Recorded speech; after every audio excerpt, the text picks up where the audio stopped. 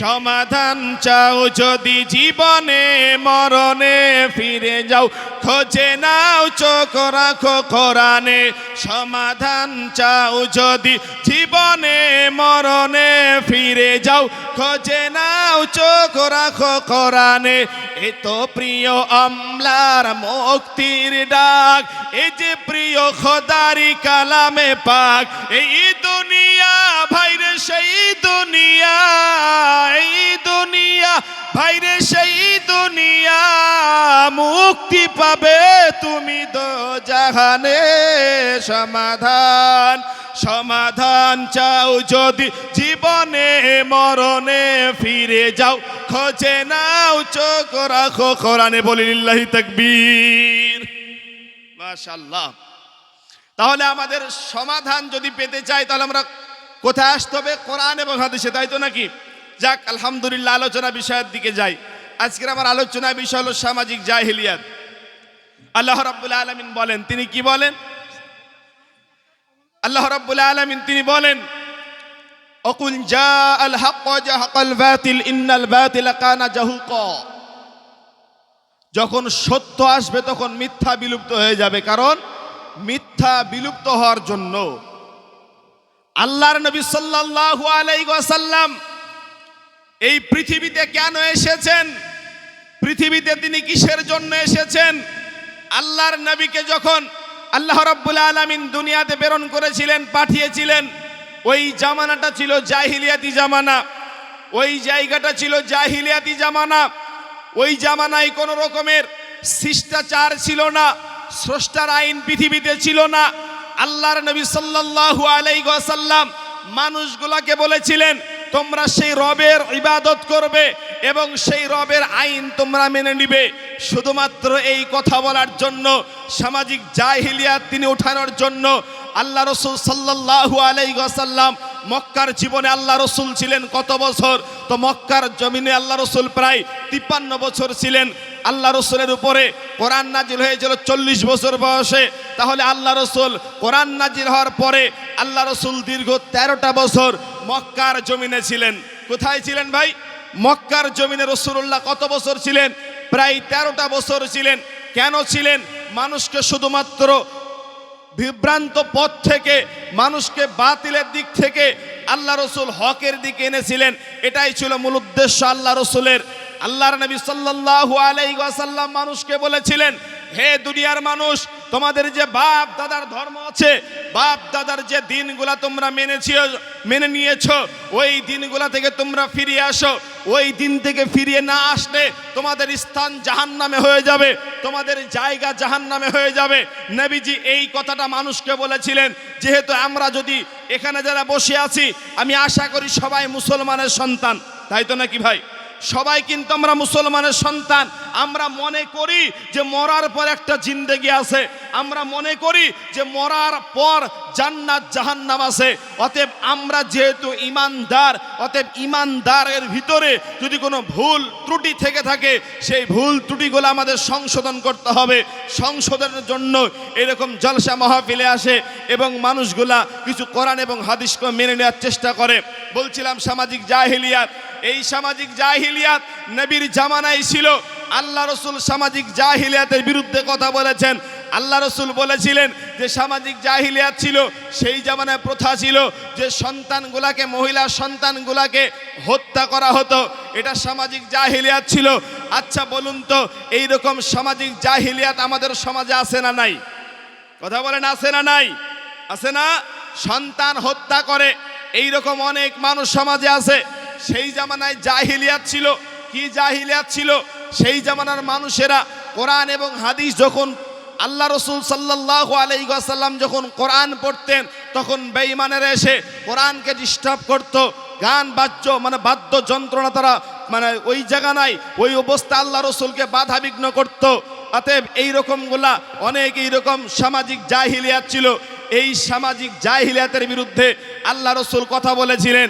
আল্লাহ রসুল যখন বলেছিলেন যে এই সমাজের জাহিলিগুলোকে, এই সমাজের খারাপ প্রথাগুলোকে ফেলে দিতে হবে, বাপ দাদার প্রথাগুলোকে ফেলে দিতে হবে, তখন এই সমাজের ভিতরে কিছু লোক বলেছিল, ও মুহাম্মদ, এতকাল তোমাকে জেনে এসেছি তুমি আমিনুল মুমিনিন, হে মুহাম্মদ তোমাকে এতকাল জেনে এসেছি তুমি হলো রাহমাতুল লিল আলামিন, হে মুহাম্মদ আমরা তোমাকে বলেছিলাম আল আমিন, তুমি সত্যবাদী, অতএব এখন তুমি আমাদের ধর্মের বিরুদ্ধে কথা বলেছো, এখন তুমি আমাদের বাপ দাদার প্রথার বিরুদ্ধে কথা বলেছো, অতএব তোমাকে এখন আর আমরা মুহাম্মদ বলে মানি, কিন্তু তোমাকে মুহাম্মদুর রাসূলুল্লাহ বলে স্বীকার করব না।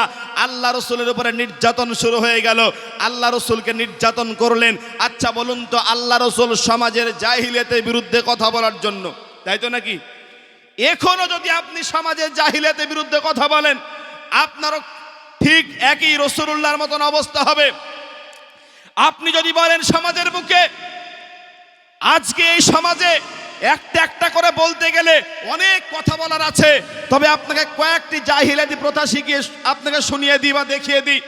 আপনি মনে করেছেন যে আমি খুবই ভদ্র মানুষ, আপনি মনে করেছেন যে আমি খুবই ভালো মানুষ, তবে আপনাকে বলি শুনেন মুরব্বী মানুষ, যে আপনার ভিতরে জাহিলিয়াতি প্রথা লুকিয়ে আছে। অতএব সেটা কোনটা? যে আপনি আপনার মেয়েকে জমি ফাঁকিয়ে দিয়ে আপনার ছেলেকে আপনি লিখিয়ে দিয়েছেন। নাই? আছে না নাই? মক্কার মানুষেরা মেয়েদেরকে পছন্দ করতো না, সম্পত্তি ভাগ দিত দূরের কথা, মেয়েগুলাকে তারা তাজা জ্যান্ত জ্বালিয়ে কবর দিয়ে দিত। এখন আপনিও সেইটা দিয়েছেন। সামাজিক জাহিলিয়াত বলতে গেলে অনেক কথা।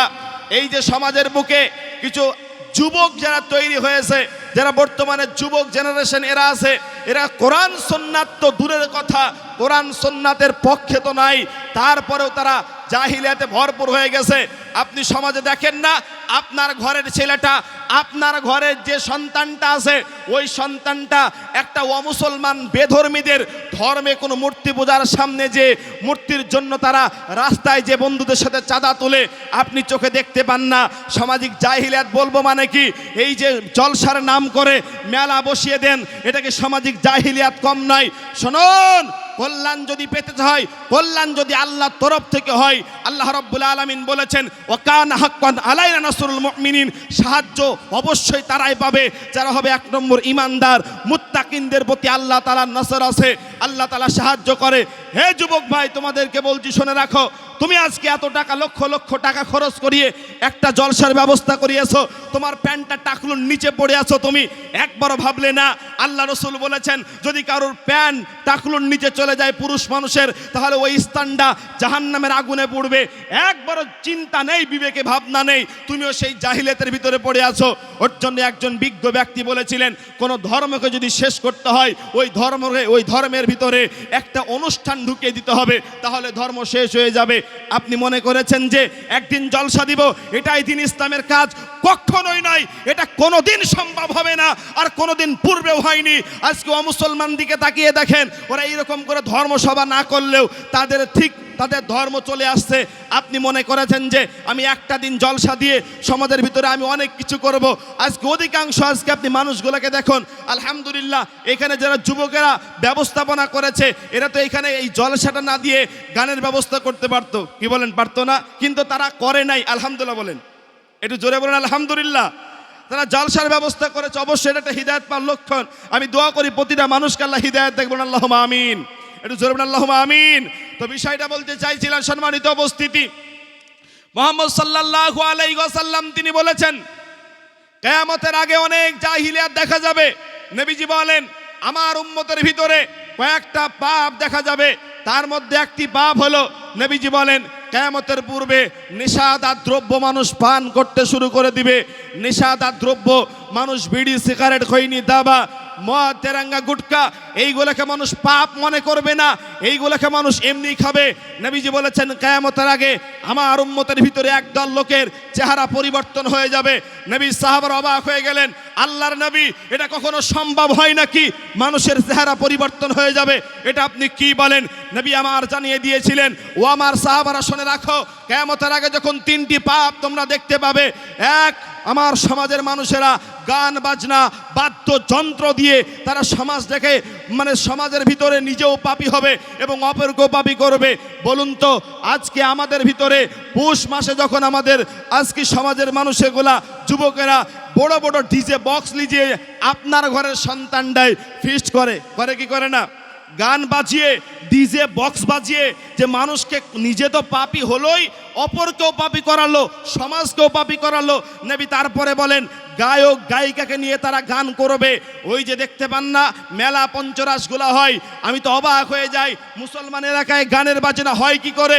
যে জাতির ভিতরে আল্লাহ রসুল বলেছিলেন একজন যুবক আল্লাহ রসুলের জামানায় সর্বপ্রথম যুবকেরাই নবীজির হাতে এসে ইসলাম ধর্ম গ্রহণ করেছিলেন, নবীজির কাছে এসে তারা কলেমা পড়ে মুসলমান হয়েছিলেন। আজকে সেই যুবকদের অধপতন চলে যাচ্ছে। তার এক নম্বর কারণ হলো আজকে যুবকগুলা ইহুদি খ্রিস্টানদের মতন বেদিনকে আজকে তারা নিজের আইডল বানিয়ে নিয়েছে। মেসির মতন একজন মানুষকে তারা নিজের জীবনের সাথে আইডল বানিয়ে নিয়েছে। আল্লাহ রসুল বলেছেন আল্লাহ রসুল বলেছেন পৃথিবীতে যে যাকে অনুসরণ করবে তার সাথে তার কিয়ামতের ময়দান হাসর হবে। সম্মানিত উপস্থিতি, আপনার হাসর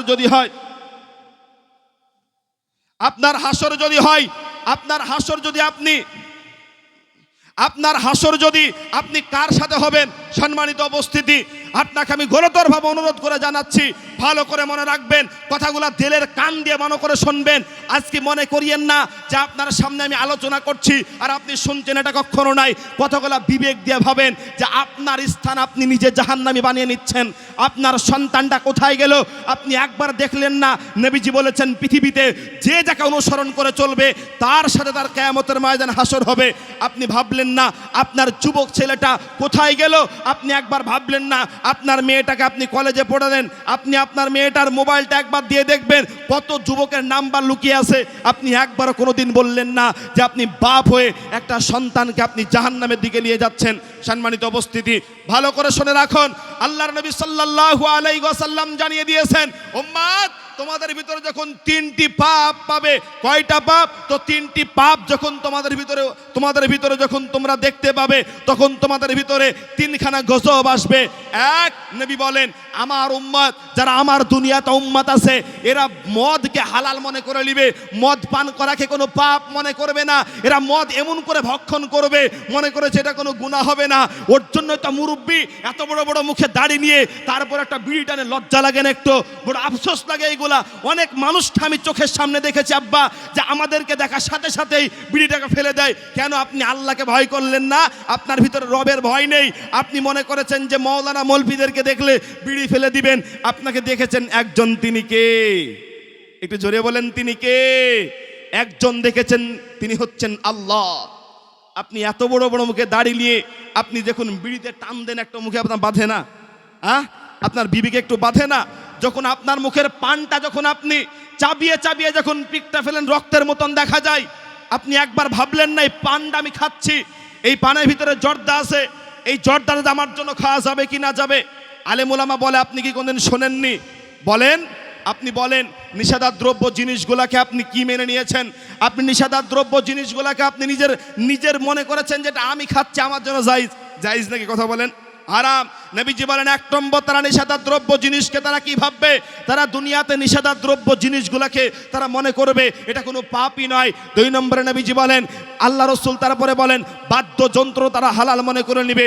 আল্লাহ রসুল সাল্লাল্লাহু আলাইহি ওয়াসাল্লাম তারপরে বলেন, আল্লাহ নবী সাল্লাল্লাহু আলাইহি ওয়াসাল্লাম বললেন এই পাপগুলা যখন তোমাদের ভিতরে তোমরা দেখবে মানুষের তখন কয়েকটা গজব নেমে আসবে। এক, মানুষের চেহারা পরিবর্তন হয়ে যাবে। মানুষের চেহারা, কারোর চেহারা শুকুরে পরিণত হয়ে যাবে, কারোর চেহারা বাদুরে পরিণত হয়ে যাবে। মানুষের চেহারা পরিবর্তন হয়ে যাবে। কেন? এই পাপগুলা করার কারণে। এই পাপগুলা যদি আমার ভিতরে থাকে, এই পাপগুলা যদি আপনার ভিতরে থাকে, তাহলে আপনাকে আমি বলছি সম্মানিত উপস্থিতি, প্রিয় মুসলিম ভাই আমার, সামাজিক জাহিলিয়াত সম্পর্কে আপনাকে আরো একটু এগিয়ে নিয়ে যাই। দেখবেন আমাদের সমাজে আরো জাহিলিয়াতি প্রথা আছে যে বিবাহ বাড়িতে গান বাজানো হয় কি হয় না? বিয়েতে গান বাজানো হয়, বিবাহতে গান বাজানো হলে এটা সামাজিক জাহিলিয়াত এমন একটা সামান্য নয়, এটা অনেক বড় জাহিলিয়াত। আপনি বিবাহ দিয়েছেন, এটা একটা ইবাদত। আপনি বিবাহটাকে আপনি ওইটা হারাম, আপনি প্রথমটি হারাম দিয়ে শুরু করলেন, ওই বিয়েতে কোনোদিন বরকত আসতে পারে না, আর কোনোদিন ওইটা বরকতময় হবেও না। বলতে চাইছিলাম সাহাবা রাদিয়াল্লাহু তাআলা আনহু তারা যেটা হক সেটা হক বলে মেনে নিয়েছিল। সাহাবা রাদিয়াল্লাহু তাআলা আনহু মাজমাইনদের জীবনী আপনি দেখবেন, দেখার পর আপনারা বুঝতে পারবেন মদ যখন হারাম হয়ে যায়, মদ কয়েকবার হারাম হয়েছে, মদ যখন সর্বশেষে হারাম ঘোষণা হলো, সাহাবারা বলেন আমরা মদ কেউ পান করছিলাম, কেউ মুখের ভিতরে দিয়ে দিয়েছিলাম, এমন অবস্থা আল্লাহ রাব্বুল আলামিন মদকে হারাম ঘোষণা করলেন, আমরা মদগুলাকে ঢেলে ফেলে দিলাম, গলা থেকে ছুঁড়ে ফেলে দিলাম। নবীজি বলেন এই সময়তে সাহাবা রাদিয়াল্লাহু তাআলা আনহু মাজমাইন তারা সঙ্গে সঙ্গে কথাটাকে মেনে নিয়েছিলেন, তারা সঙ্গে সঙ্গে নিজের জীবনের সাথে বাস্তবায়ন করেছিলেন। আমাদের বাস্তবায়ন কোথায় আছে? আজকে আপনি অনেক দিন বক্তব্য শুনেছেন, আপনার বয়স 60 বছর, আপনার বয়স 55 বছর, আপনি প্রায় 20 বছর থেকে জলসা শোনেন, আপনি শুনেছেন আলেমরা বলেছে সুদ খাওয়া হারাম, তারপরে আপনার বাড়িতে এখন পর্যন্ত গ্রুপলোন চলে, আপনার বাড়িতে এখনো সুদের সঙ্গে আপনার ব্যবস্থাপনা আছে, আপনি বলুন এই আলোচনা কোনো ফায়দা দিতে পারবে? এই আলোচনাও কোনো ফায়দা দিতে পারবে না। ওর জন্য একজন বিজ্ঞ ব্যক্তি বলেছিলেন পৃথিবীতে, তিনি বলছেন যে পৃথিবীতে আমি অনেক মানুষ দেখেছি যাদের গায়ে কোনো পোশাক নেই, তারপরে তিনি বলেন আমি পৃথিবীতে অনেক পোশাক দেখেছি যাদের ভিতরে কোনো মানুষ নেই। মানুষ নেই তাদের ভিতরে, কেন? শুধু মানুষের এই রক্ত চামড়া দিয়ে থাকলেই তাকে মানুষ বলা যাবে না, মূলত মানুষত্ব বোধ যার ভিতরে আছে তাকেই প্রকৃত মানুষ বলা হবে। সম্মানিত উপস্থিতি, আল্লাহ রাব্বুল আলামিন বলেছেন হে দুনিয়ার মুসলমানেরা তোমরা আল্লাহকে ভয় করো, আর ভয় করার মতন ভয় করো। তোমরা আদা ভয় করবে আর আদা ভয় করবে এটা হবে না, রবকে ভয় করে দুনিয়াতে জিন্দেগি যাপন করতে হবে।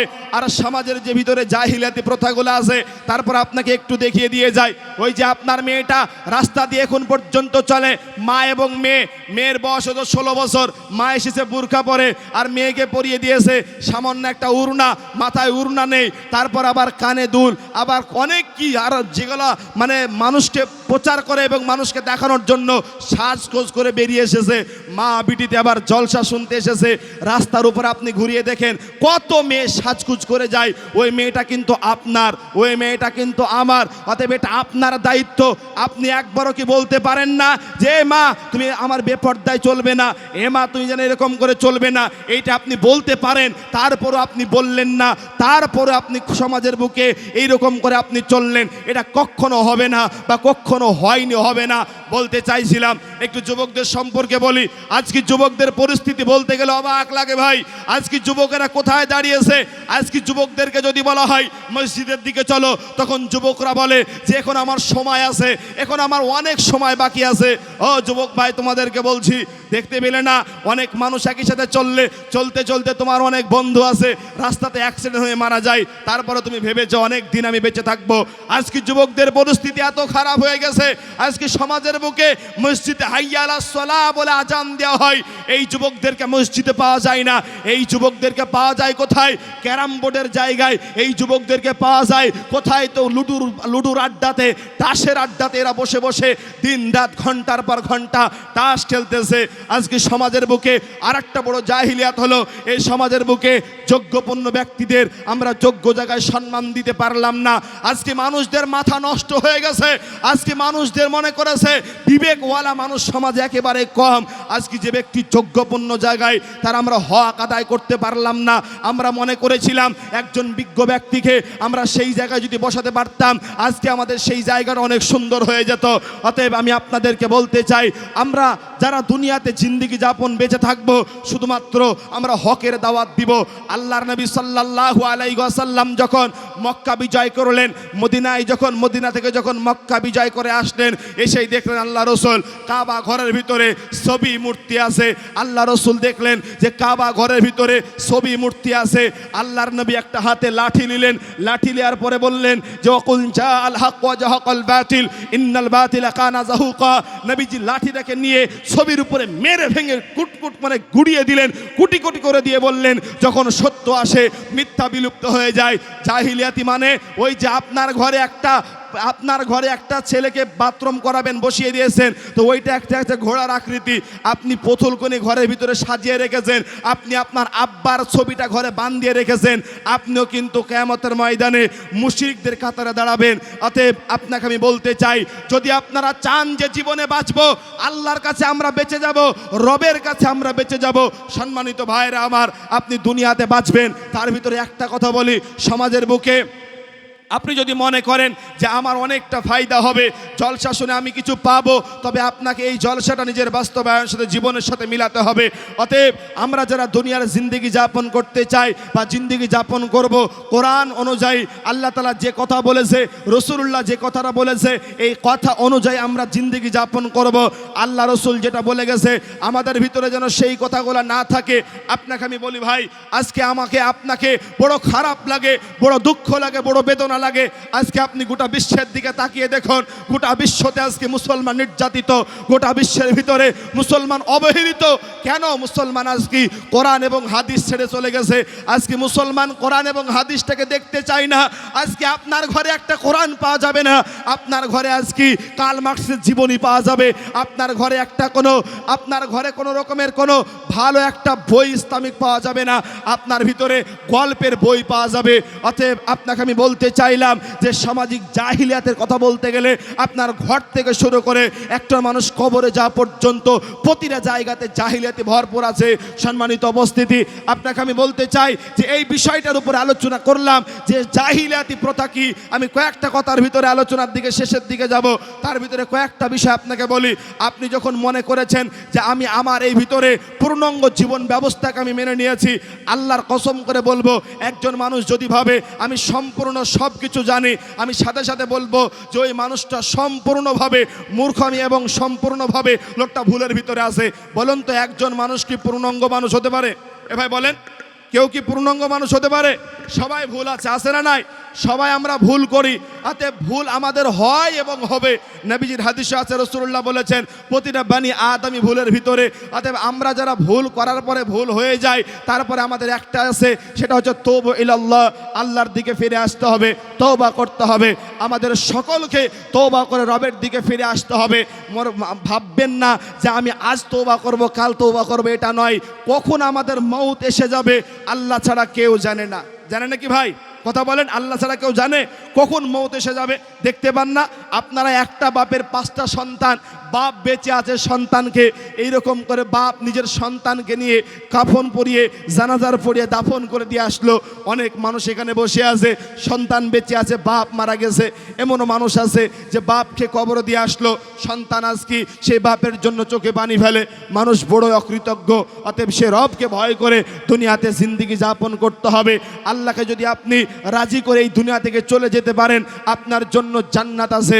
আল্লাহ তাআলা বলেছেন, ও আম্মা মান খাফা মাকাম রাব্বিহি ওয়া নাহান নাফসা আনিল হাওয়া ফাইনাল জান্নাতা হিয়াল মাওয়া। হে দুনিয়ার মানুষ, তোমরা যারা রবকে ভয় করে গুনার কাজ ছেড়ে দিবে, আমার আল্লাহ তোমাদের জন্য জান্নাতুল মাওয়া রেখেছে। বলুন সুবহানাল্লাহ। অতএব আমরা যারা দুনিয়াতে বেঁচে আছি ভাই, একদিন কবরে যেতে হবে, একদিন আমাদেরকে দুনিয়া থেকে চলে যেতে হবে। এমন একটা জায়গায় যাব যেটার নাম হলো অন্ধকার কবর, যেখানে আপন কেউ থাকবে না, যেখানে মানে কোনো রকমের কোনো দুনিয়ার কোনো আসবাবপত্র থাকবে না। যেতে হবে খালি হাতে, যেতে হবে একটা সাদা কাফন পরে। অতএব সেই কবরে যাওয়ার আগে নিজের জীবনের সঙ্গে প্রশ্ন করে মিলান যে মন, আর কতদিন আমি ভুলের ভিতরে থাকবো, আর কতদিন আমার রবকে নারাজ করে রাখবো, আর কতদিন আমি আমার দাড়িগুলাকে কেটে আমি এরকম করে সমাজের বুকে চলবো। এই রকম করে নিজেকে বলুন। কোরআন বলেছে যে নিজেকে পরিবর্তন করে না সে ব্যক্তি, আল্লাহ তাকে পরিবর্তন করে না। অতএব যদি চান যে কিছু পরিবর্তন হব, ইনশাআল্লাহ নিয়াত যদি থাকে কিছু শোনে নিজের বাস্তবায়ন করব, তবে আল্লাহ পাক রব্বুল আলামিন আমাকে আপনাকে সেই রকম অনুপাতে সেই রকম তৌফিক দান করবে। হাদিসে এসেছে, নবীজি বলেছেন, কেউ যদি আল্লাহর দিকে 1 ধাপ এগোয়, আল্লাহ রব্বুল আলামিন তার দিকে 10 ধাপ এগোবে। অতএব কেউ যদি হেঁটে হেঁটে আল্লাহর দিকে যায়, আল্লাহ সেই বান্দার দিকে দৌড়ে দৌড়ে যাবে। অতএব সেই রবের দিকে আমরা যাব। সকলে বলে ইনশাআল্লাহ, সকলে বলে একবার ইনশাআল্লাহ। আল্লাহ রাব্বুল আলামিন যেন আমাদের কথার উপরে যতগুলা কথা বললাম সামাজিক জাহিলিয়াত সম্পর্কে, এই জাহিলিয়াতি প্রথা থেকে যেন আল্লাহ রাব্বুল আলামিন আমাদেরকে যেন মুক্তি দেয়। সকলে জবান খুলে বলুন আমিন।